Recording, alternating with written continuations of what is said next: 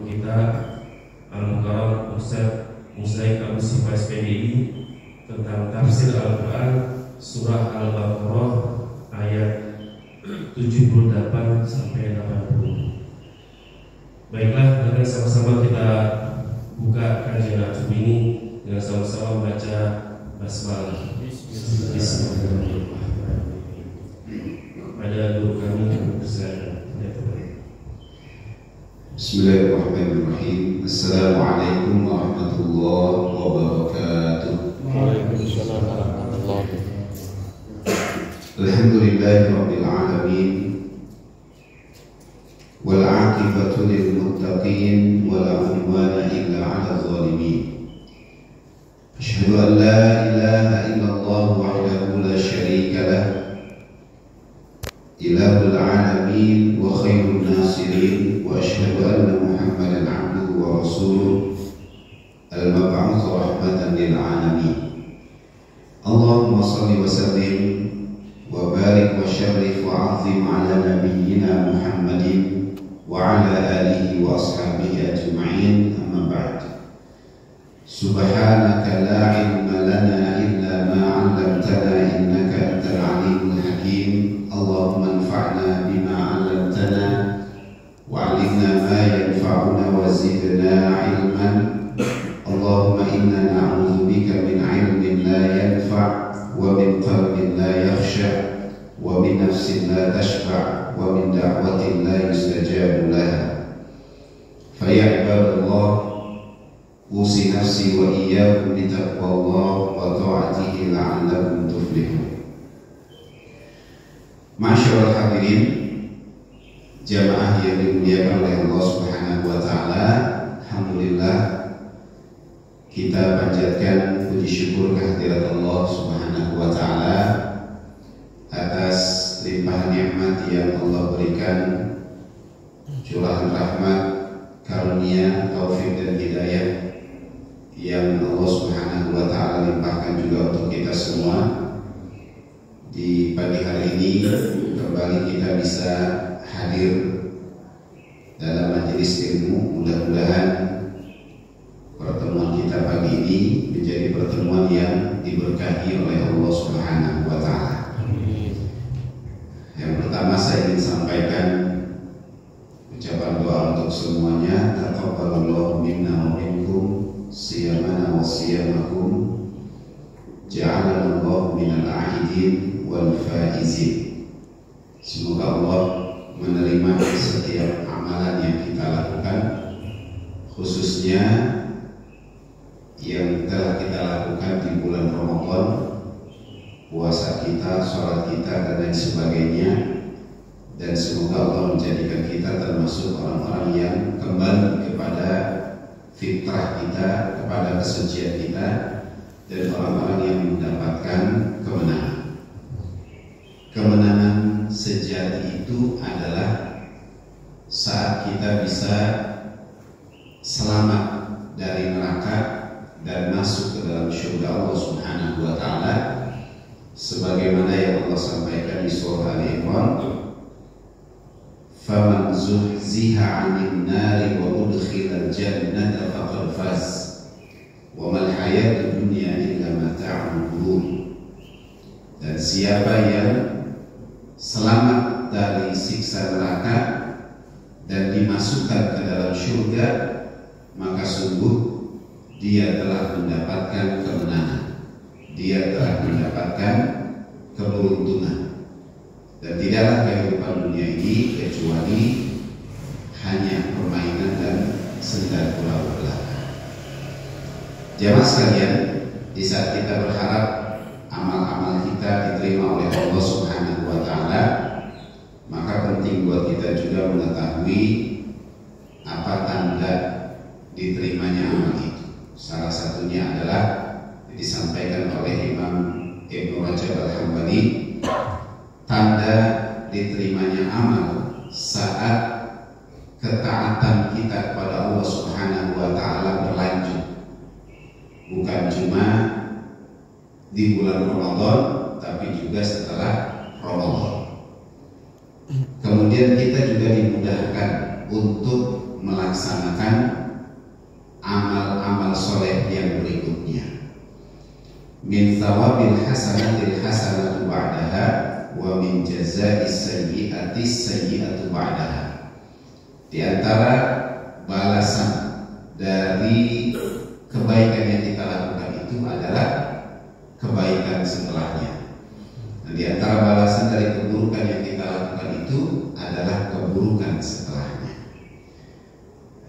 Maka bersyukur kita meskipun Ramadan usai, tapi kemudian Allah Subhanahu wa taala terus memberikan kemudahan kepada kita untuk menjalankan tugas kita sebagai hamba Allah, menjalankan berbagai macam amal ibadah kita kepada Allah Subhanahu wa taala. Semoga ini tanda amal yang kita lakukan di bulan Ramadan menjadi amal yang diterima oleh Allah Subhanahu wa taala. Amin ya rabbal alamin.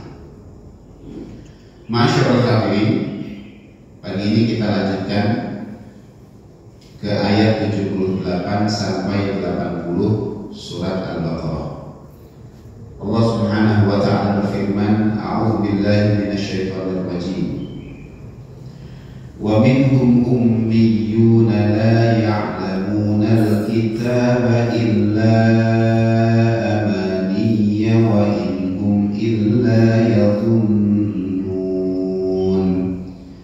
Fawailul lilladzina yaktubuna al-kitaba biaydihim thumma yaquluna hadha min 'indillah thumma yaquluna hadha min 'indillahi liyashtaru bihi thamanan qalila fawailul lahum mimma katabat aydihim wa wailul lahum mimma yaksibun. Wa qalu lan tamassana an-naru illa ayyaman ma'dudah qul attakhadhtum 'indallahi 'ahdan falan yukhlifallahu 'ahdah am taquluna 'ala Allahi ma la ta'lamun. Wa minhum, dan di antara mereka, ummiyuna, ada yang buta huruf, la ya'lamuna al-kitab, tidak mengetahui al-kitab, illa amaniyya, melainkan atau kecuali amaniyya, donggengan saja. Wa inhum illa yadhunnun, dan mereka hanya menduga-duga. Fawailun, maka kecelakaan yang besarlah, lilladzina, bagi orang-orang yang yaktubuna al-kitaba, menulis al-kitab, biaidihim, dengan tangan mereka, summa, kemudian yaquluna, mereka mengatakan, hadza, kitab ini, min indillah, dari Allah Subhanahu wa taala, liyashtaru bihi, dengan maksud untuk memperoleh thamanan qalila, keuntungan yang sedikit dari perbuatan itu. Fawailul lahum, maka kecelakaan besarlah bagi mereka, mimma katabat aydihim, akibat dari apa yang ditulis oleh tangan mereka. Wa wailul lahum, dan kecelakaan besarlah bagi mereka, mimma yaksibun, dari apa yang mereka kerjakan. Wa qalu, dan mereka mengatakan, lan tamassana, kami tidak akan, sekali-kali tidak akan disentuh, an-naru, oleh api neraka, illa, kecuali ayyam ma'dudah, hanya beberapa hari saja. Qul, katakanlah ya Muhammad, attakhadtum indallahi ahdan, sudahkah kamu menerima janji dari Allah Subhanahu wa taala. Falan yukhlifallahu 'ahdah, maka Allah sekali-kali tidak akan memungkiri janjinya. Am taquluna 'ala Allahi ma la ta'lamun, bahkan kamu hanya mengatakan terhadap Allah apa yang tidak kamu ketahui. Jamaah sekalian yang dimuliakan oleh Allah Subhanahu wa taala, 3 ayat ini masih bercerita tentang segolongan manusia dari kalangan ahlul kitab. Wa minhum, dan di antara mereka. Ini min ahlul kitab. Mereka yang dimaksudkan itu adalah dari kalangan ahlul kitab, umat yang diturunkan kepada mereka kitab Allah Subhanahu wa taala sebelum Al-Qur'an, ya.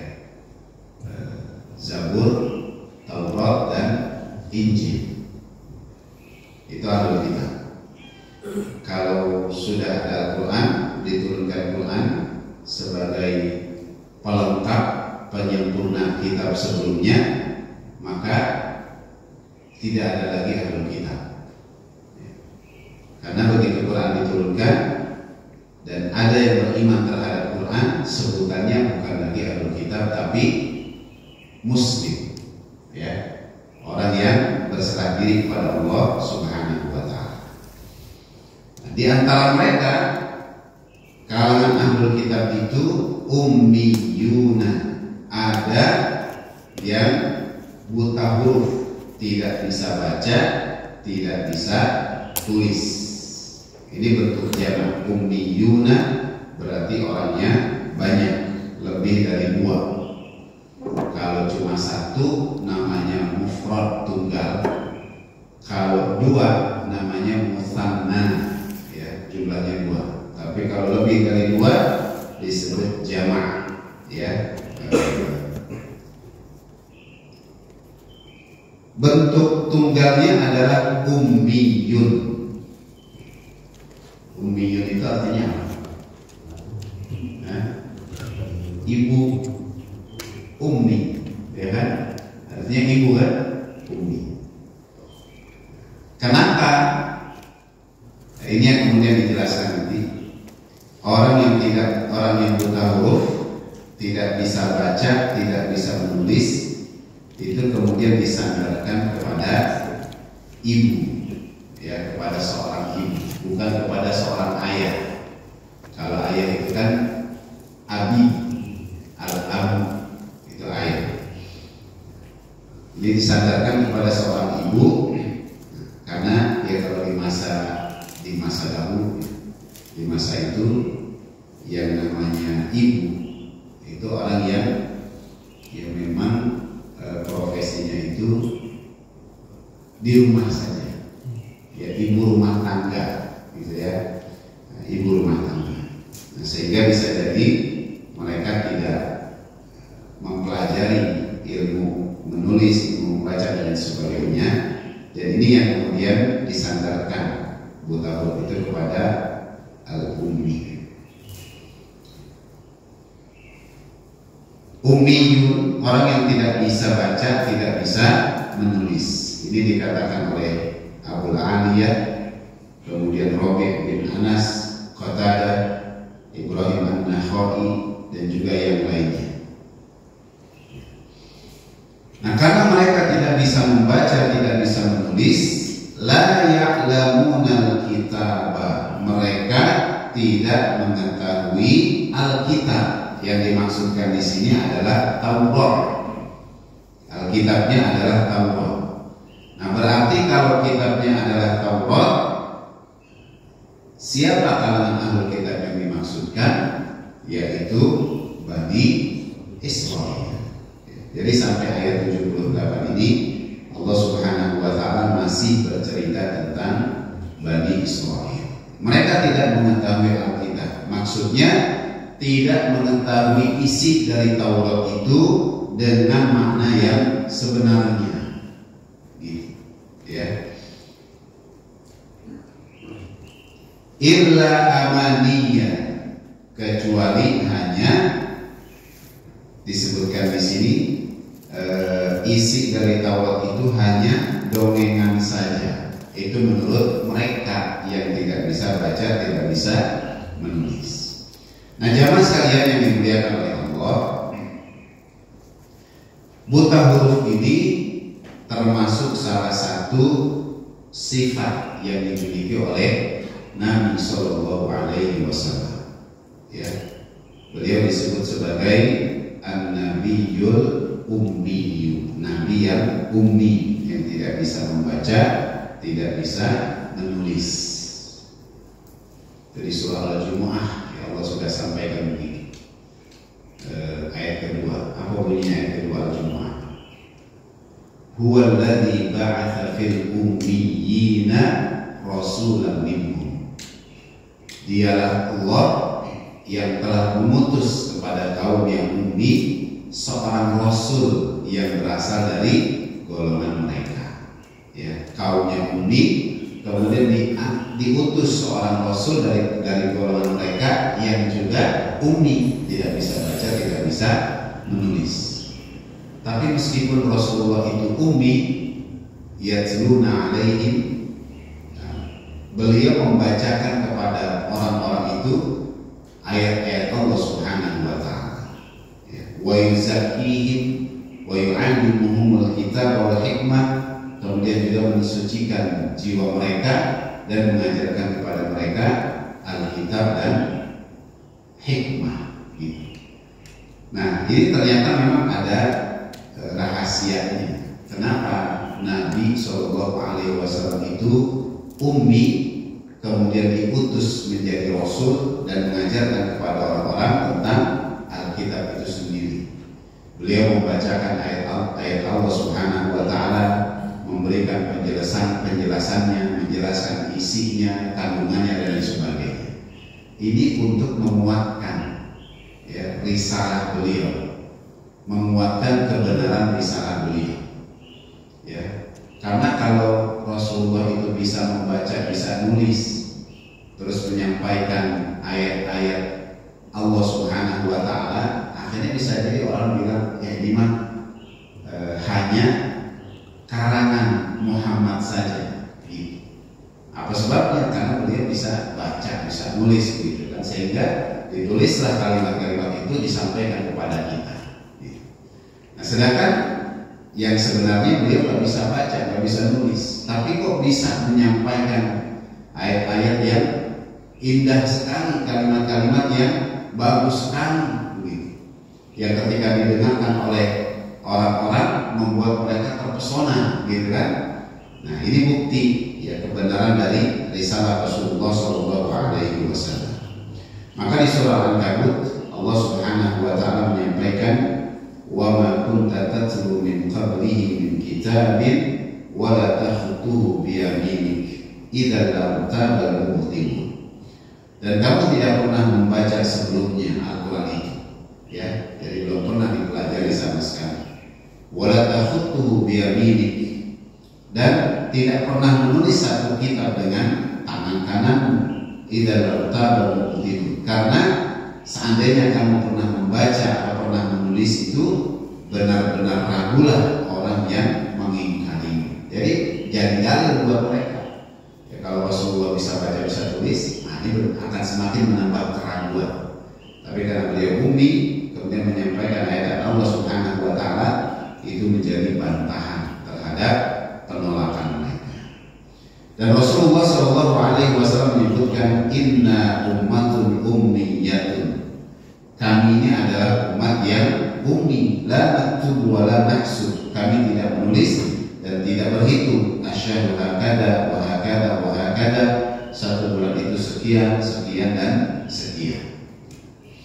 Jadi betul umminya Nabi Sallallahu Alaihi Wasallam ini memang sengaja disiapkan oleh Allah Subhanahu Wa Taala justru untuk menguatkan kebenaran risalah Rasulullah Sallallahu Alaihi Wasallam. Maka tidak ada yang menolak kebenaran risalah Rasulullah Sallallahu Alaihi Wasallam kecuali memang di dalam hatinya itu ada penyakit.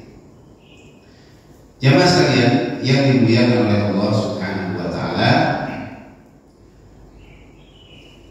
Ibnu Abi Thalhah dan Ibnu Abbas mereka mengatakan illa amaniya, kecuali gelongan bohong belaka. Maksudnya itu adalah obrolan dan pembicaraan sia-sia. Ya, jadi kalau baca Taurat, mempelajari Taurat itu sia-sia aja. Ya, karena itu menurut mereka itu hanya dongengan yang bohong. Ya, sehingga kalau baca itu nggak ada faedahnya, tidak ada manfaatnya. Al-Dhahhak mengatakan mereka berbicara bohong dengan mulutnya. Ya. Nah, kemudian Abdul Aliyah dan Rabi bin Anas mereka mengatakan illa amaniyah, maksudnya adalah mereka hanya memiliki angan-angan yang mereka harapkan dari Allah Subhanahu Wa Taala, tetapi angan-angan itu bukan merupakan hak mereka. Ya. Berharap tapi nggak mungkin mereka dapatkan harapan itu. Ya, mimpi tapi tidak mungkin mereka dapatkan mimpi itu. Ya, itu yang dimaksudkan dengan illa amaniyah. Jamaah sekalian yang dimuliakan oleh Allah Subhanahu Wa Taala. Kemudian Ibnu Abbas ini disandarkan pendapat beliau, kemudian diutarakan kembali oleh Muhammad bin Ishaq. Ia mengatakan maksud dari ayat ini, mereka tidak mengetahui isi kitab tersebut dan mereka mengetahui kenabianmu hanya melalui dugaan belaka. Apa yang membuat mereka tidak mengetahui isi kitabnya? Karena tidak dipelajari. Ya. Dan salah satu modal untuk mempelajari Alkitab itu adalah kemampuan membaca dan kemampuan untuk menulis itu. Itu kemampuan dasarnya. Bisa baca dulu, baru kita bisa mempelajari lebih lanjut. Tapi kalau nggak bisa baca, nggak mungkin bisa mempelajari lebih lanjut, kan gitu. Maka kalau kita ingin mengetahui lebih dalam tentang isi Quran misalnya, kita awali dari bisa membaca dulu.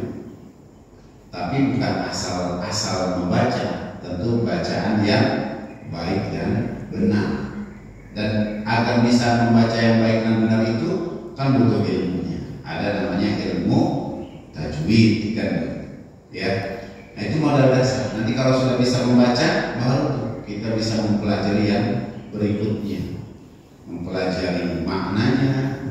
Nanti buat mempelajari makna ada ilmu lagi yang kita perlu pelajari, ilmu tafsirnya, asbabun nuzulnya dan lain sebagainya, termasuk ilmu balaghahnya, kesusastraannya. Itu semuanya harus belajar.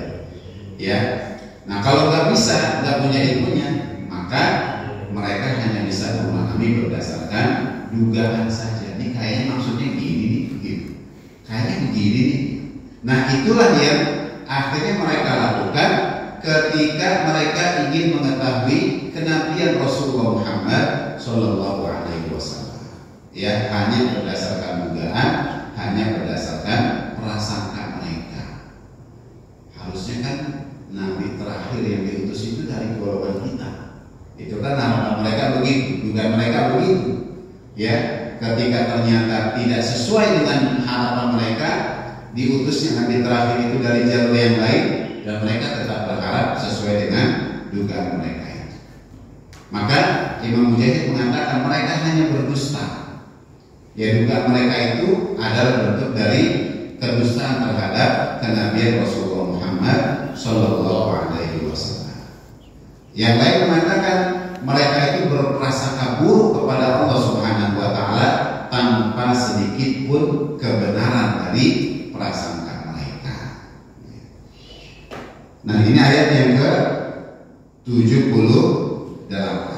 Jadi sifat umi yang ada dalam ciri kalangan ahlul kitab itu membuat mereka hanya memunculkan prasangka dan dugaan saja. Dan mirisnya prasangka serta dugaan ini ternyata memang tidak sesuai dengan kebenaran yang diturunkan oleh Allah Subhanahu wa taala, termasuk dalam hal kenabian Muhammad sallallahu alaihi wasallam. Maka sejak itu, sejak diutusnya Rasulullah Muhammad SAW sampai hari ini, kenabian risalah Rasulullah Muhammad itu tetap saja menjadi sesuatu yang tidak mereka yakini sebagai kebenaran. Ayat ke-78, Fawailul lilladzina yaktubuna al-kitaba biaydihim.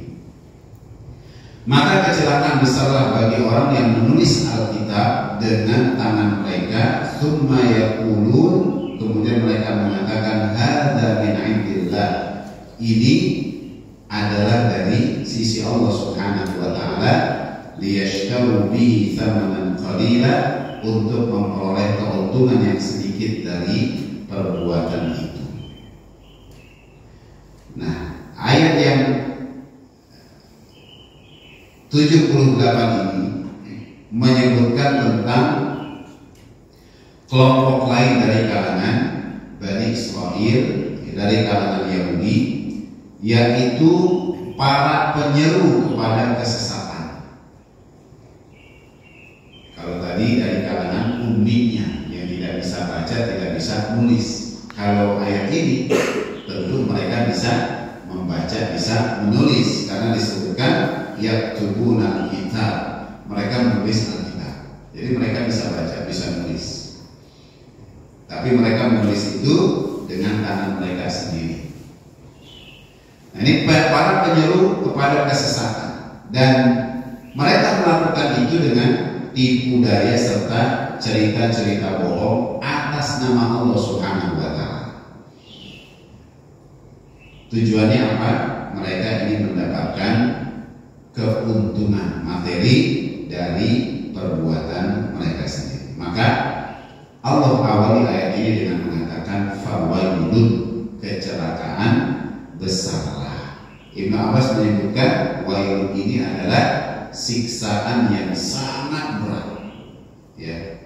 Kemudian Al-Khalid bin Ahmad mengatakan wail ini berarti puncak kejahatan.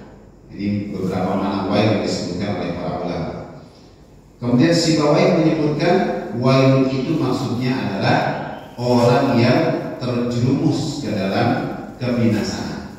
Ya, wail, dia sudah terjerumus ke dalam kebinasaan. Kemudian ada ungkapan lain, wailun. Ya, makanya kalau orang-orang itu suka kalau lagi ngomel-ngomel, lagi marah-marah, mereka nyebutnya waihak, gitu kan? Waihak, celaka kamu.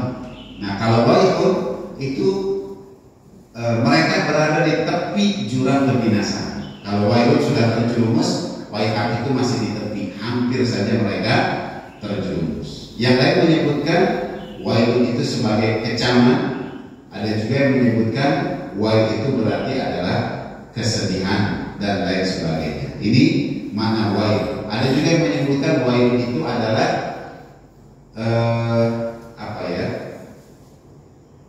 jurang yang ada di tepi, jurang yang ada di dasar neraka.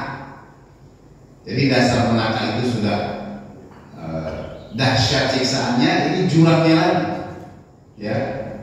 Jadi semakin dalam lagi mereka berada di dasar neraka itu. Nah, itulah wail.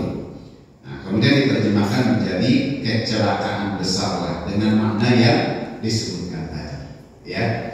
Nah, kecelakaan besarlah buat mereka yang menulis kitab dengan tangan mereka sendiri. Nah, ini Ibnu Abbas ini kemudian mengatakan mereka itu adalah para pendeta Yahudi, para ulamanya, tokoh-tokoh agama dari orang Yahudi, Bani Israel itu. Jadi jelas karena ini adalah para tokoh agamanya, para ulamanya, para ustadznya, pendetanya itu. Nah, mereka tentu orang yang bisa membaca, bisa menulis, tapi kemudian mereka menulis Alkitab itu sesuai dengan pemahaman mereka sendiri, sesuai dengan selera mereka sendiri, gitu ya. Bahwa ini maksudnya seperti ini maknanya begini. Itu sesuai prasangka mereka sendiri, sesuai dengan selera mereka sendiri. Yang tentunya selera mereka itu tidak sesuai dengan selera Allah Subhanahu wa Ta'ala. Nah, jadi ini bentuk penyimpangan yang mereka lakukan. Mereka menulis Alkitab, kemudian mereka fahami sendiri, bahkan mereka selewengkan maknanya tidak sesuai dengan apa yang diinginkan oleh Allah Subhanahu wa Ta'ala. Abdurrahman bin Alqamah dari Sufyan Ats-Tsauri mengatakan, aku pernah menanyakan penggalan ayat ini, fawailul lil ladzina yaktubuna al-kitaba bi aydihim. Ditanyakan kepada Ibnu Abbas rahimahullah. Maka ia pun menjawab, ayat tersebut diturunkan kepada kalangan orang-orang musyrik dan ahlul kitab, ya. Turun kepada mereka, ya, menyindir perbuatan mereka yang memaknai Alkitab itu yang diturunkan kepada mereka tidak sesuai dengan makna yang sebenarnya, tapi disesuaikan kepada makna sesuai dengan selera mereka sendiri. Nah, ini yang dikatakan oleh As-Sudi. Ada beberapa orang Yahudi yang menulis sebuah kitab berdasarkan pemikiran mereka sendiri. Lalu mereka menjualnya kepada masyarakat Arab dengan mengatakan kitab ini berasal dari Allah Subhanahu wa Ta'ala. Gitu. Ya. Dan mereka menjualnya dengan harga yang murah sekali untuk mendapatkan keuntungan yang jumlahnya tidak banyak, jumlahnya sedikit sekali. Jamaah sekalian yang dimuliakan oleh Allah Subhanahu wa Ta'ala. Ini Allah sampaikan di ayat 78 untuk menyindir dan mengingatkan, yang menyindir perbuatan mereka yang menyelewengkan makna dari firman Allah yang diturunkan kepada mereka, dan tidak ada yang mereka cari kecuali keuntungan duniawi yang sangat sedikit jumlahnya. Liyashtaru bihi thamanan qalila, itu jangan kita maknai dengan nominal yang jumlahnya sedikit. Ya, memang meskipun disebut thamanan qalila, ya, harta yang sedikit, tetapi dijelaskan oleh Al-Hasan bin Abi Hasan Al-Basri, Ats-tsamanul qalil itu maknanya adalah ad-dunya wa ma fihi, dunia dan segala isinya, gitu. Jadi bukan sedikit, ya, cuma kalau kurs rupiah itu berapa ratus ribu, berapa juta, bukan, tapi dunia dan segala isinya. Nah, sehingga ingin disampaikan kepada kita, dunia dan segala isinya itu hakikatnya itu adalah ats-tsamanul qalil, itu harta yang jumlahnya sedikit, gitu. Ya, padahal kalau kita lihat dunia dengan segala isinya ini, itu kan udah dahsyat banget kan, gitu kan ya.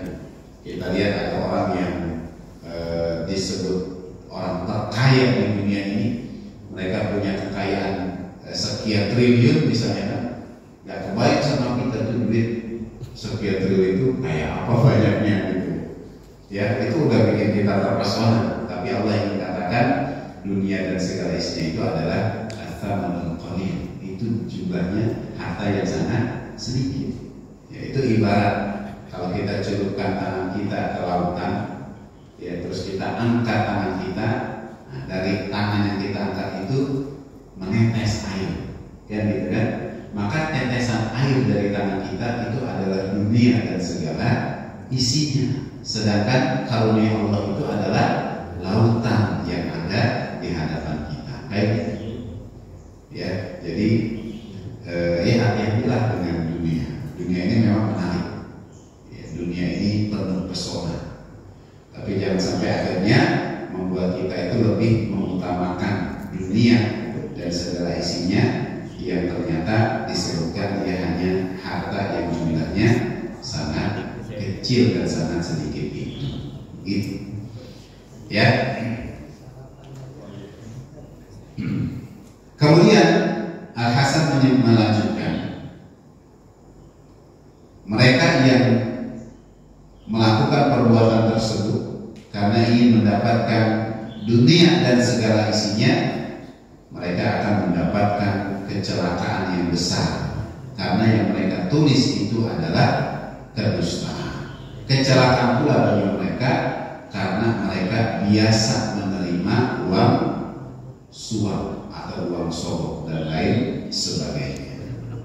Ya, maka ini yang dikatakan oleh Ibnu Abbas, pendapat beliau ini banyak menjadi rujukan para ulama mufassirin, yang disebutkan siksa yang berat akan menimpa mereka yang telah menulis kebohongan dan kedustaan tersebut. Maka ini harus menjadi perhatian juga buat kita, ya, kan ada yang satu hadis Nabi yang mengingatkan, siapa yang menyampaikan satu ucapan kemudian disandarkan ucapan itu kepada Nabi padahal bukan berasal dari Nabi, gitu ya, maka dia sedang mempersiapkan tempat duduknya dari api neraka, kan gitu ya. Berhati-hati, jangan sampai kemudian kita banyak menyampaikan satu kalimat, kita sebut ini dari Nabi, dari Rasul, ini dari Allah, padahal sejatinya bukan. Maka ini pentingnya kita mengetahui, ya, keilmuan tentang Al-Quran, kemudian juga tentang hadis, agar kita tidak salah menyampaikan atau kita tidak salah mengucapkan kepada mereka. Maka diajarkan kalau kita ingin menyampaikan satu hadis Nabi, ya, kita sudah tahu ini memang betul hadis Nabi, ya, dengan berbagai derajat hadis itu, baik sahih atau hasan atau bahkan dhaif misalnya. Kalau hadis dhaif itu lebih utama tidak dijadikan sebagai hujjah. Tapi kalau dalam urusan untuk memotivasi, ya, memotivasi amal, itu sebagai ulama masih membolehkan, nggak apa-apa. Kalau untuk memotivasi orang untuk semangat ibadah, kemudian yang menjadi dalilnya itu adalah hadis dhaif, nah itu diperbolehkan. Tapi kalau dalam urusan akidah, maka tidak boleh dijadikan hadis dhaif itu sebagai rujukan. Dan banyak kan hadis dhaif yang beredar di kita. Contohnya misalnya kalau terkait dengan Ramadan, disampaikan dari Salman Al-Farisi, awwalul rahmah wa awsatul maghfirah wa akhiruhu minan nar. Itu kan potongan dari sekarang ya. 10 hari pertama itu adalah rahmat, 10 hari kedua itu adalah ampunan, 10 hari ketiga itu adalah pembebasan dari api neraka. Ternyata itu hadis dhaif misalnya. Ya, tapi buat kita buat memotivasi semangat ibadah di bulan Ramadan, tidak apa-apa, boleh kita sampaikan itu. Dan baik kalau kita jelaskan ini hadisnya adalah hadis yang dhaif. Tapi dalam urusan akidah tidak boleh. Semua ulama sepakat tidak boleh dijadikan sebagai rujukan. Ya. Nah, kita ingin sampaikan hadis Nabi, tapi kita agak-agak lupa redaksi hadisnya itu. Maka setelah kita sampaikan ditutup dengan sebuah kalimat au kama qala Rasul. Ya, atau kama qala Nabi sallallahu alaihi wasallam, atau seperti yang diucapkan oleh Nabi sallallahu alaihi wasallam. Gitu. Jadi ada redaksi yang kurang sempurna, maka kita tutup dengan mengucapkan kalimat atau seperti yang disebutkan oleh Nabi sallallahu alaihi wasallam, agar kita nggak salah ucap, nggak salah menyampaikan. Yang terakhir ayat 80, Allah Subhanahu wa taala menyampaikan waqal, mereka mengatakan. Siapa merekanya? Ya, tentu orang-orang Yahudi tadi yang sudah melakukan perbuatan di ayat 78 dan 79. Mereka mengatakan lan tamassanan nar, kami sekali-kali tidak akan disentuh oleh api neraka illa ayyam ma'dudat, kecuali hanya beberapa hari saja. Ini menurut mereka. Ya kalaupun mereka disentuh api neraka, ya paling cuma beberapa hari. Ibnu Abbas menyebutkan orang Yahudi itu mengatakan kami tidak akan disentuh api neraka kecuali hanya 40 hari saja. 40 hari. Nah itu kan menurut mereka ya gak lama lah. Jadi selama kita kena api neraka ditahan aja lah gitu. Nanti kalau 40 hari selesai kita gak dibakar lagi oleh api neraka. Itu menurut mereka, dugaan mereka, sangkaan mereka. Kenapa 40 hari? Karena itu adalah jumlah hari ketika mereka menyembah patung anak sapi gitu. Ya.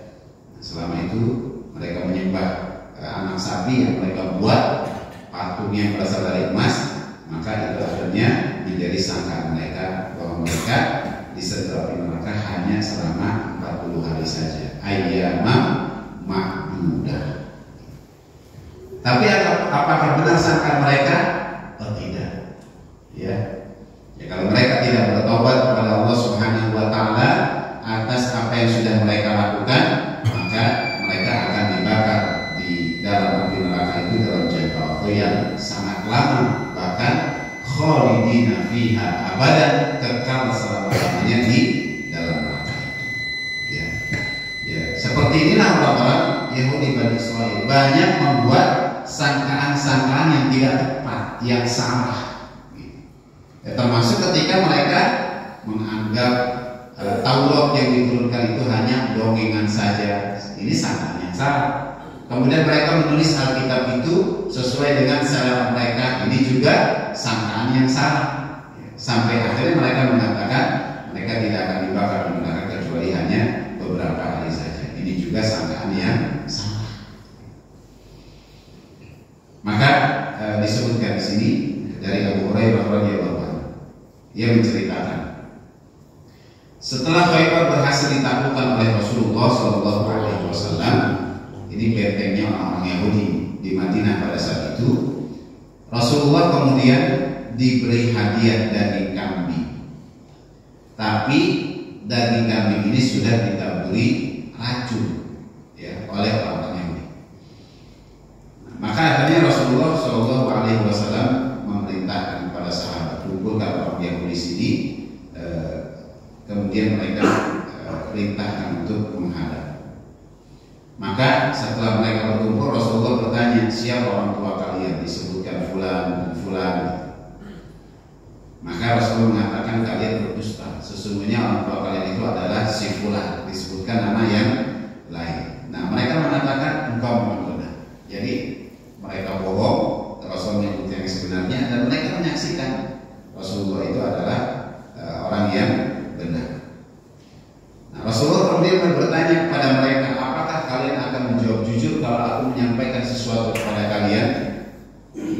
Maka mereka mengatakan, wahai Abu Qasim, kalau kami menjawab bohong, pasti engkau akan mengetahuinya. Ya, dengan kata lain mereka ingin mengatakan, kami akan menjawab dengan jujur. Gitu. Maka mereka Rasulullah bertanya, siapakah penghuni neraka ini? Mereka mengatakan, kami berada di neraka hanya sebentar saja. Itu jawaban mereka. Ya. Artinya ketika mereka tahu Rasulullah itu akan mengetahui kalau mereka bohong, tapi tetap saja mereka bohong. Gitu. Mereka tetap saja berdusta. Bahkan mereka mengatakan, kemudian setelah kami sebentar saja berada di dalam neraka, kalian akan menggantikan kami di sana. Gitu. Kurang ajar, ya. Jawaban mereka itu malah semakin ngeledek, gitu. Udah bohong, kemudian ngeledek. Maka Rasulullah akhirnya mengatakan, hinalah kalian. Kami tidak akan pernah menggantikan kalian di dalam neraka. Rasulullah nanya lagi, apakah kalian akan menjawab jujur jika aku menanyakan sesuatu kepada kalian? Iya, kata mereka. Maka Rasulullah bertanya, apakah kalian telah menaburkan racun pada daging kami ini? Mereka kemudian mengatakan, iya, kami menaburinya. Terus Rasulullah nanya, kenapa? Mereka jawab, kalau engkau membohong, kami bisa bebas dari Anda. Jadi kalau Rasulullah itu bohong, kami bisa bebas. Kenapa? Karena sudah ditaburi racun dan yang dimakan pasti akan membuat Rasulullah mati, kan begitu. Kalau bohong. Tapi kalau memang engkau benar-benar seorang nabi, maka racun itu tidak akan pernah membahayakan diri. Gitu. Ya. Dan ternyata kan betul memang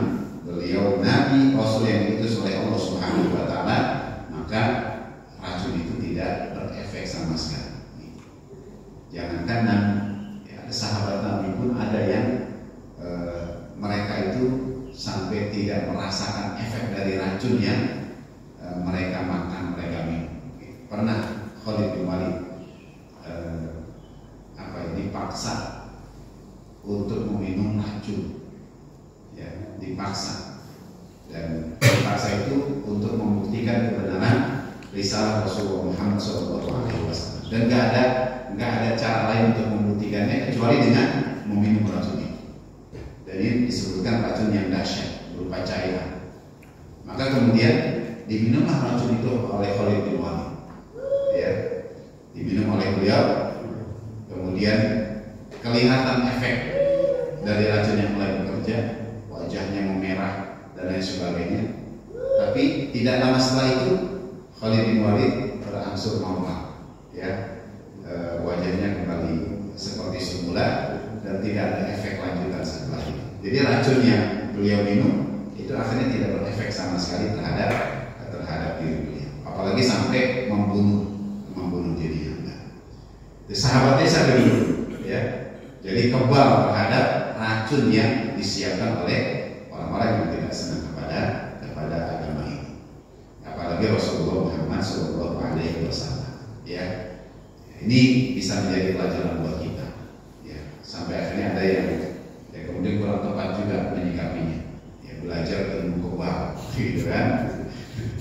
Ini karomah dari Allah Subhanahu Wa Taala, ya, pakai pisau, pakai golok nggak mempan, ditembak peluru nggak mempan, gitu. Kalau karomah itu nggak setiap saat, atau karomah itu bisa dimunculkan sendirinya. Karomah itu kan pemberian Allah Subhanahu Wa Taala, maka dia hanya sewaktu-waktu saja bisa diperlihatkan, ya, nggak bisa setiap saat. Kalau setiap saat melihat saya kobal, gitu kan, kalau diiris-iris nggak luka, ini bukan karomah, hati-hati. Ya seperti debus gitu kan, hati-hati, ya, jangan-jangan ini malah hal yang lain, kayak, ya. Nah, ini sangkaan mereka berada di neraka itu hanya sebentar saja, padahal tidak, ya, mereka akan berada di neraka itu selama-lamanya kalau mereka tidak bertobat kepada Allah. Padahal Allah Subhanahu Wa Taala sudah berjanji di dalam Quran buat orang-orang yang tidak beriman, yang tidak beriman kepada Allah, tidak beriman kepada Rasulullah, maka mereka akan berada di dalam neraka selama-lamanya, dan Allah tidak akan memungkiri janjinya itu, gitu kan? Dan nanti di akhirat, ketika itu sudah Allah realisasikan, yang beriman di dalam surga, kemudian yang tidak beriman ada di dalam neraka, maka penghuni neraka itu akan minta tolong sama orang-orang yang beriman yang ada di dalam surga. Keluarkan kami dong dari sini, ya. Maka orang beriman itu akan mengatakan, kami sudah mendapatkan apa yang dijanjikan oleh Allah kepada kami. Apakah kalian juga sudah mendapatkan apa yang dijanjikan oleh Allah kepada kalian? Gitu. Ya, itu jawabannya. Jadi yang beriman dapat surga, itu sudah mereka dapatkan. Yang beriman dapat neraka, itu juga sudah mereka dapatkan. Nah, maka ini yang perlu menjadi perhatian kita, ya.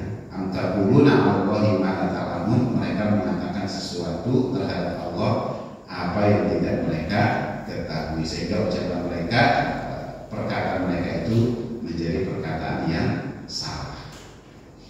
Jamaah sekalian yang dimuliakan oleh Allah Subhanahu Wa Taala, jangan sampai sangkaan mereka ini menular ke kita, ya, ke umatnya Rasul. Kalau kita di neraka sebentar doang, gitu kan, jangan sampai nular, ya. Kalau ada yang ngomongnya seperti ini, wah, mereka berarti kurang banyak belajar. Ya, meskipun sebentar, ya, di dalam neraka itu kan tetap aja ini penderitaan yang luar biasa, kecelakaan besar, ya. Jangan berharap atau bercita-cita, nggak apa-apa deh, saya nanti masuk neraka dulu, yang penting akhirnya masuk surga, gitu kan. Jangan, ya, meskipun hanya sedikit atau sebentar di dalam neraka, ini akan membuat kita itu celaka, membuat kita itu rugi, karena harus disiksa oleh Allah Subhanahu Wa Taala. Kita harus bercita-cita terbebas dari api neraka, langsung masuk ke dalam surga Allah Subhanahu Wa Taala. bisawab ini yang bisa disampaikan sampai 80 surah Al-Baqarah. Maaf atas segala kekurangannya. Bila taufiq wal hidayah. Assalamualaikum warahmatullahi wabarakatuh. Waalaikumsalam. Ustaz, mungkin ada yang ingin bertanya dan dijawab.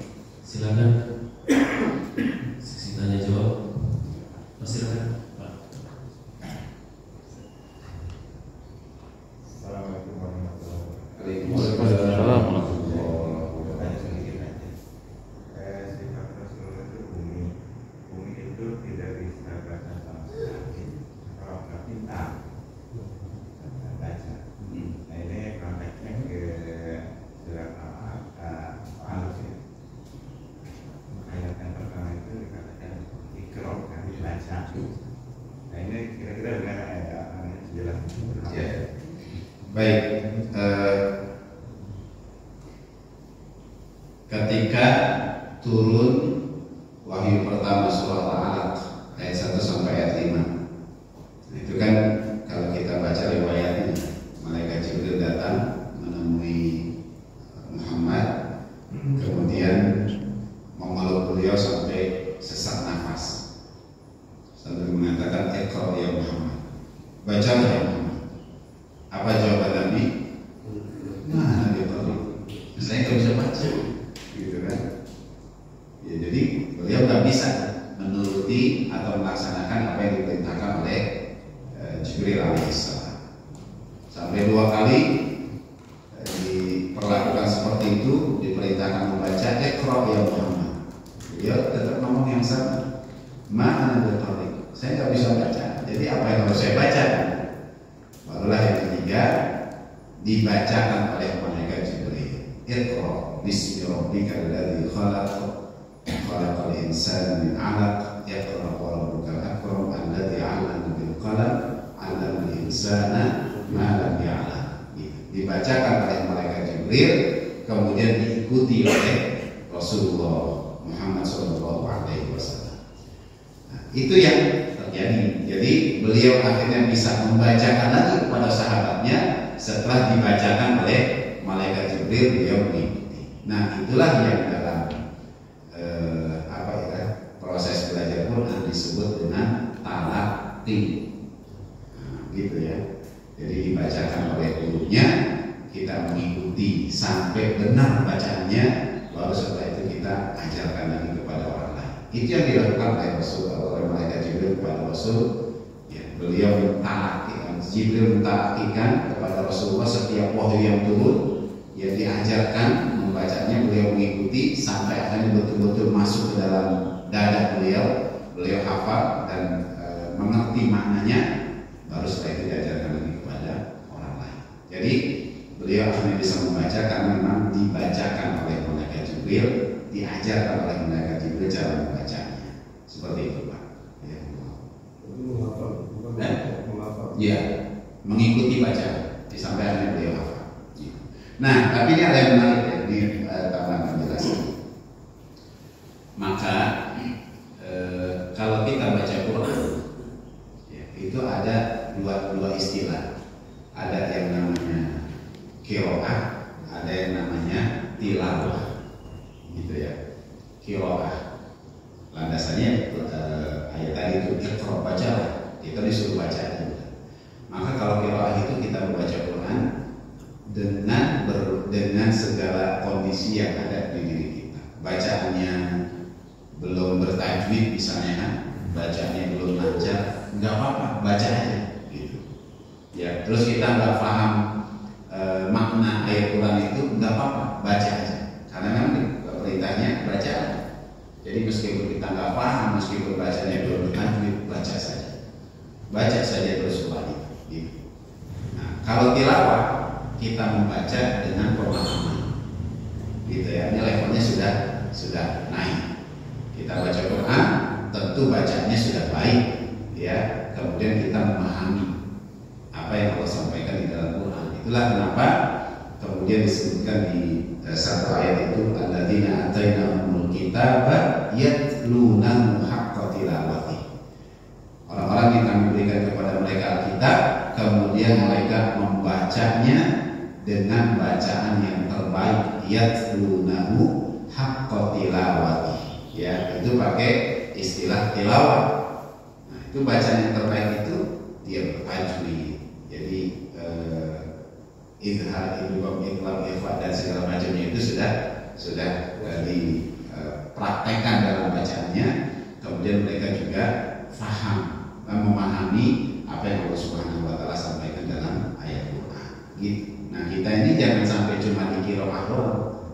Ya, berhenti di situ doang, tapi harus ditingkatkan sampai tilawah. Kita baca, tapi bacaan kita tartil, bacaan yang bertajwid, kemudian kita juga paham apa yang Allah Subhanahu wa taala sampaikan.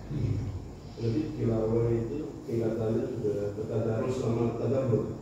Iya. Sudah sampai ke sana juga. Ya, tadarus itu kan iya, kita kalau ada yang salah diperbaiki gitu kan ya. Itu tadarus tuh. Makanya kalau lagi Ramadan ada tadarus tuh jangan baca masing-masing, tapi ada yang membimbing. Ya. Ada yang membimbing, ada yang mengarahkan. Kalau ada yang salah diperbaiki. Kalau dari ditegur ada yang salah, jangan ngotot. Saya biasa baca begini. Perbaiki. Saya biasa baca begini, udah enak bacanya begini. Jangan. Kalau salah perbaiki langsung karena salah. Karena ada apa yang begitu? Salah, ngotot ya besok nggak mau lagi lah. Habis ditegur kan, dikoreksi kita nggak akan lagi kapok ya. Ya jangan. Kalau ada yang salah kemudian diperbaiki, udah kita perbaiki. Kalau ternyata belum bisa kita mengucapkan yang benar, terus aja kita latih biar bisa benar. Itu tadarus ya. Dan itu ada kebaikannya tersendiri, itu ada hadis yang menyebutkan itu. Ya, tadarus itu kita sudah berusaha memahami makna. Maka tilawah itu sudah mencakup itu keren. Gitu Pak. Baik, silakan. Ada yang ingin tanya? Silakan. Assalamualaikum. Waalaikumsalam. Yang pertama kan Nabi Muhammad kan ummi ya. Nah, apakah ummi ini juga berlaku pada nabi-nabi yang lain selain Rasulullah? Apakah ada nabi yang tidak ummi? Yang pertama. Yang kedua, para ahli kitab itu kan mereka seenaknya mentafsirkan kemauan mereka sesuai dengan hawa nafsu mereka. Apakah waktu itu di kalangan mereka tidak ada mufassir kayak sekarang di kitab di Islam? Jadi ahli penafsir kitab suci, sehingga mereka hanya menafsirkan kitab suci mereka. Yang ketiga tentang hadis dhaif. Kalau untuk memotivasi amal maka diperbolehkan digunakan. Nah, apakah ini ijma ulama? Bukan jumhur ulama itu sepakat dengan ini, katanya hanya pendapat beberapa orang saja. Ada tiga pertanyaan. Assalamualaikum warahmatullahi wabarakatuh.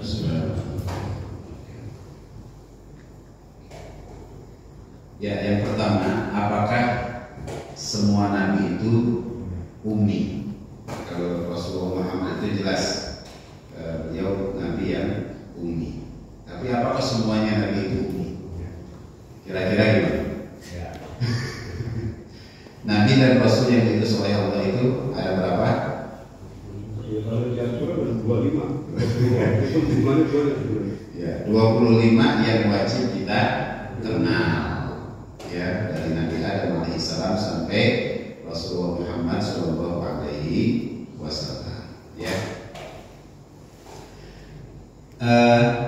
Sebenarnya jumlahnya ada berapa?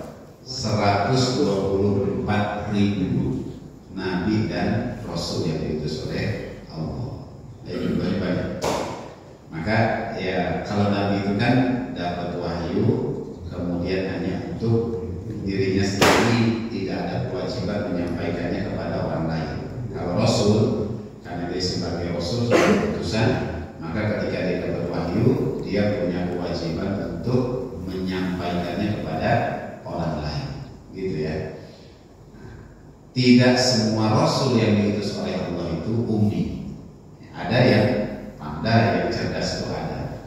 Siapa misalnya? Nabi Sulaiman alaihissalam, ya kan? Beliau punya kemampuan yang luar biasa. Termasuk juga disebutkan ada Nabi Idris alaihissalam, ya. Bahkan ilmu menulis dan lain sebagainya itu disebutkan awal itu dari Nabi Idris alaihissalam. Jadi tidak semuanya ummi, ya. Yang kedua, dari Alkitab beliau maksudkan jalannya. iya.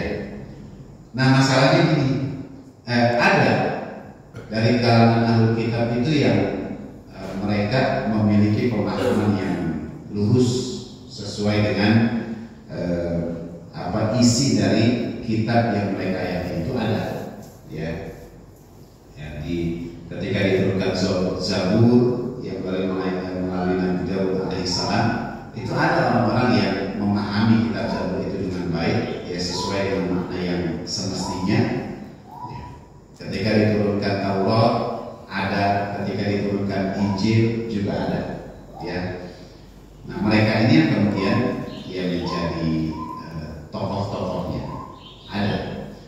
Nah cuma memang ketika Bani Israel, yaitu ada orang-orang yang bandel, ya. Mereka memahami kitab itu sesuai dengan syahwat mereka sendiri. Dan di setiap kaum itu ada yang seperti ini. Ada yang hanif, yang benar tadi, beriman kepada kitab itu sesuai dengan makna yang sebenarnya. Mereka disebut sebagai orang-orang yang hanif, gitu ya.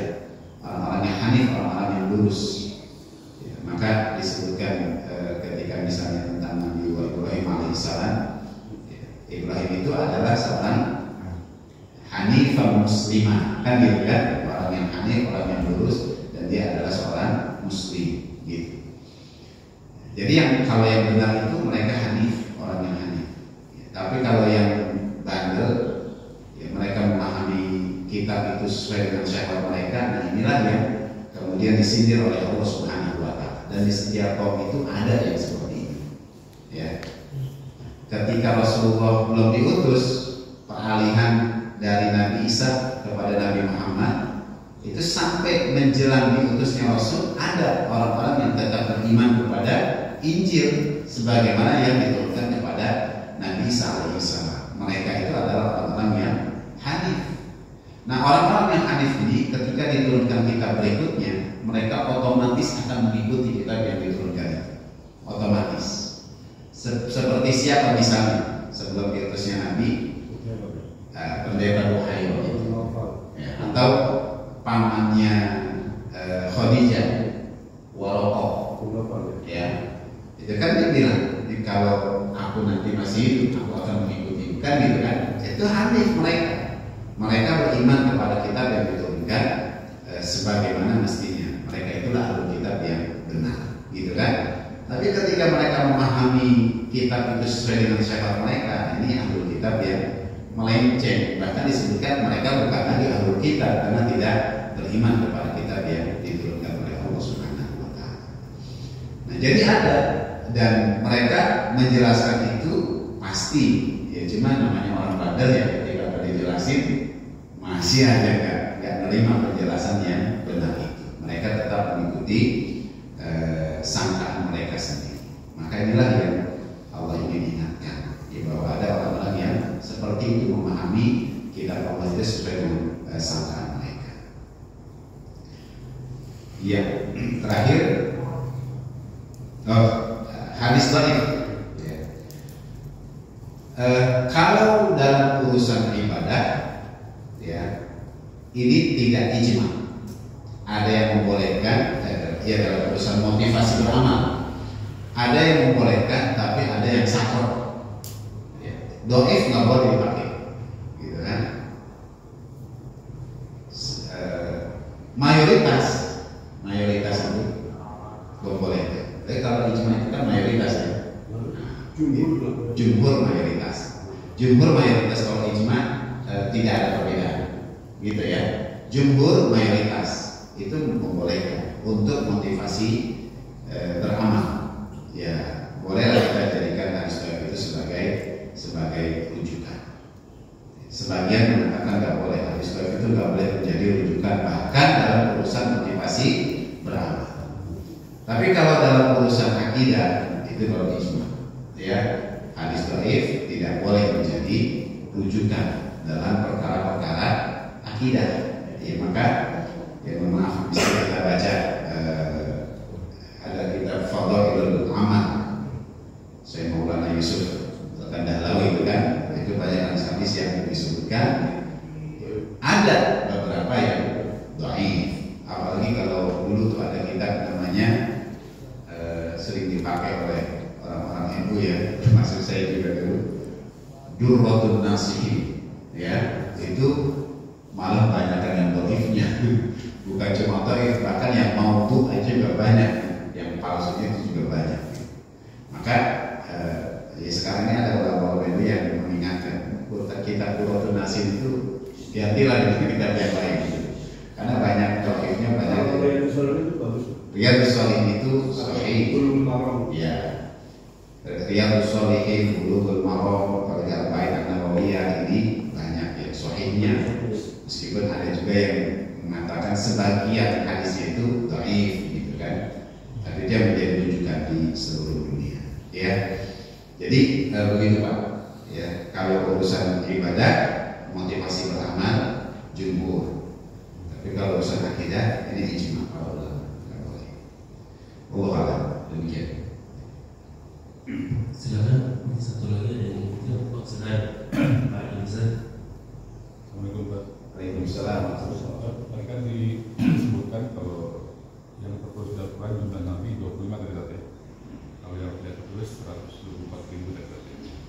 Nah kalau 124.000 ini sumbernya itu dari mana ya tadi? Sumber apa? Maksudnya angka 124.000 jelas. Ya, sama satu lagi tadi, perbedaan Nabi dan Rasul itu gimana tadi? Ya. Baik. Perbedaan Nabi dan Rasul itu tadi ya, mereka sama-sama dapat wahyu. Nabi dapat wahyu, Rasul dapat wahyu. Tapi kalau Nabi itu ketika mereka dapat wahyu, itu cukup untuk diri mereka sendiri dan mereka tidak punya kewajiban untuk menyampaikan itu kepada orang lain. Gitu. Itu Nabi. Banyak. Kan ada yang begitu kan. Tidak tahu utama apa itu Ya, dia menyebutkan itu kan. Saya juga akhirnya apa iya. Hanya pengen itu mencari referensi lebih jauh. Gitu. Ada yang mengatakan Buddha itu ya, itu dalam Islam itu disebutnya Nabi Zulkifli. Ya, jadi ya kita cobalah cari referensi yang memang menguatkan tentang itu. Itu Nabi, jadi dapat wahyu udah berhenti untuk diri mereka sendiri. Kalau Rasul, mereka punya kewajiban menyampaikan kepada orang lain. Maka salah satu sifat yang dimiliki oleh Rasul itu adalah tabligh. Ya, itu kewajiban untuk menyampaikan.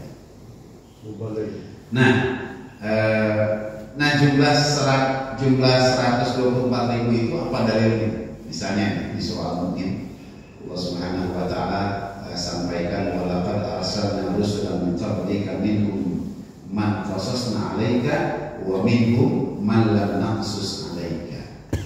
Dan sungguh kami telah mengutus beberapa utusan sebelum, di antara mereka ada yang kami ceritakan kepadamu dan di antara mereka ada yang tidak kami ceritakan kepadamu. Gitu. Jadi ada yang diceritakan, ada yang tidak diceritakan. Ya. Nah kemudian ada satu hadis dari Abu Dzar radhiyallahu anhu yang pernah bertanya kepada Rasulullah SAW, ya Rasulullah, berapakah jumlah Rasul itu?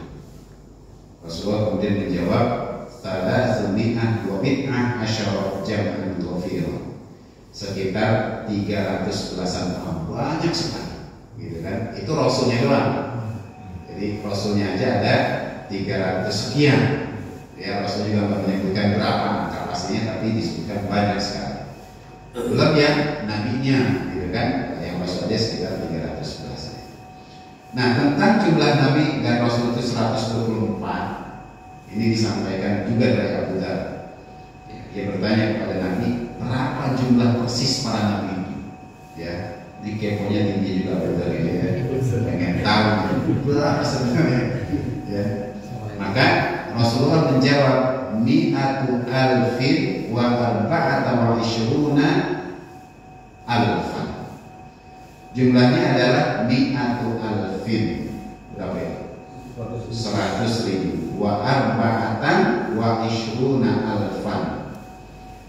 24.000, 100.000 dan 24.000, berarti 124.000 ya. Nah itu yang disampaikan oleh Nabi Shallallahu Alaihi Wasallam.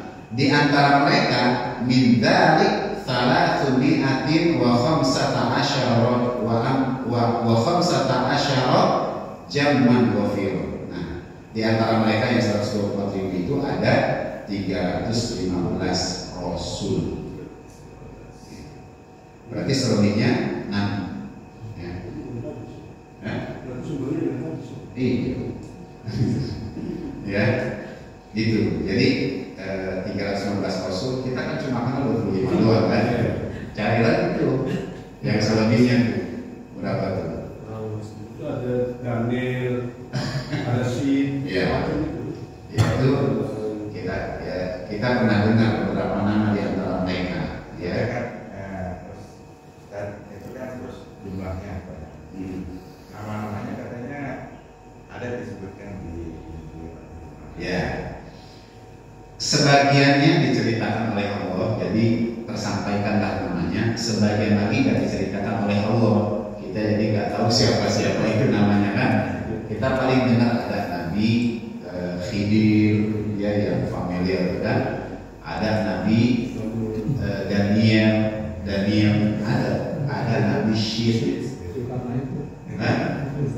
Zulkarnain ada yang disebut juga sebagai Nabi, termasuk di zamannya Nabi Daud alaihissalam itu Tolut, ya Tolut itu juga disebutkan dia juga Nabi. Syam'un, Nabi kita kenalnya Samson. Nama aslinya itu Syam'un Al-Ghazi, ya, orang Gaza, Palestina. Ya, itu juga Nabi. Ya, dan memang betul ya. Syam'un itu salah satu mukjizatnya itu adalah kekuatan yang luar biasa. Ya, nggak ada yang bisa membinasakan beliau itu, membunuh beliau itu nggak ada, nangkap beliau itu nggak ada yang bisa, karena memang kekuatan bisa. Diikat pakai rantai, bergerak, lepas rantainya. Ternyata sumber kekuatan itu ada di mana?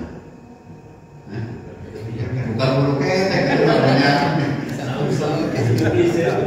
Kalau bulu ketek itu namanya ya, Samson Betawi. Sumber kekuatannya ada di rambut. Rambutnya panjang, ya. Itu disampaikan oleh beliau. Itu ketika istrinya ternyata ini akhirnya terbujuk oleh bujukan penguasa itu.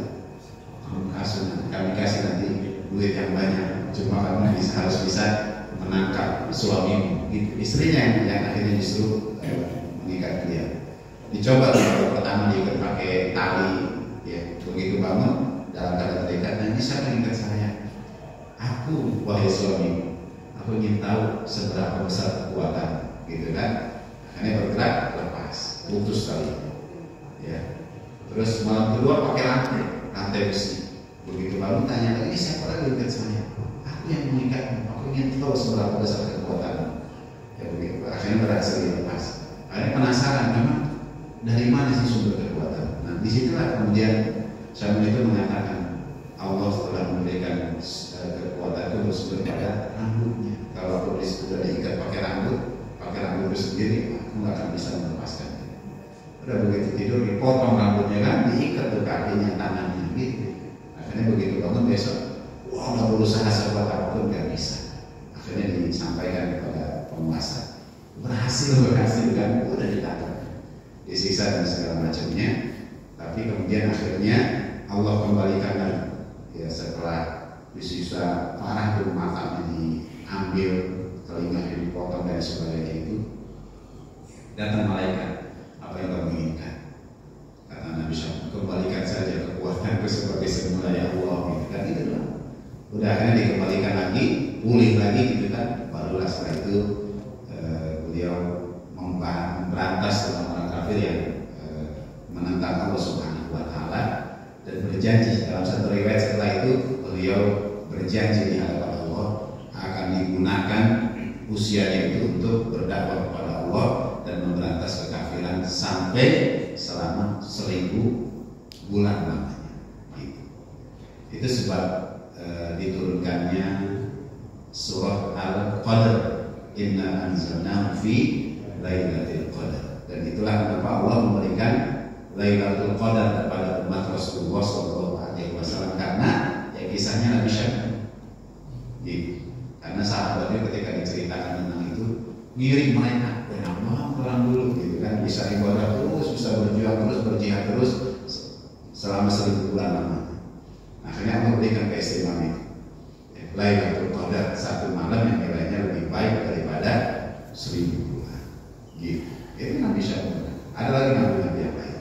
Cerita-cerita itu nggak ada di Al-Quran itu? Nggak ada. Injil kan itu. Saya pernah baca itu. Injil lebih lengkap, bisa cerita kayak gitu. Nah, gitu. Bisa jadi, ya. Tapi itu kan versi mereka ya kan. Versi mereka. Versi mereka. Di kita itu ada, di dalam hadis-hadis Rasul itu ada.